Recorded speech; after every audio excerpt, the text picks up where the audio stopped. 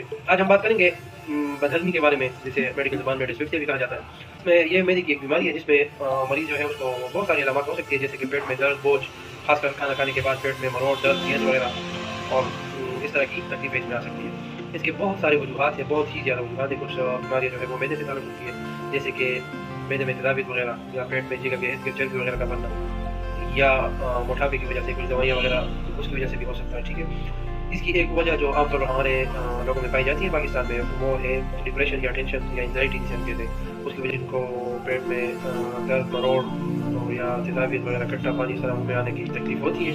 सीने में जलन और अल्ट्रासाउंड वगैरह करते हैं तो बाद वक़्त वो भी नॉर्मल आ जाता है। और मैंने में तेज़ाबियत या जरासीम वगैरह के कुछ टेस्ट है, पाइलोरी एक टेस्ट है और जिगर की गरमाइश के लिए एसिडिटी वगैरह, ये सारे टेस्ट वगैरह भी नॉर्मल आ जाते हैं। लेकिन जब ये बात सामने आती है कि उनको इस तरह कोई ज़हनी परेशानी, डिप्रेशन, टेंशन, एंग्जाइटी के मसले होते हैं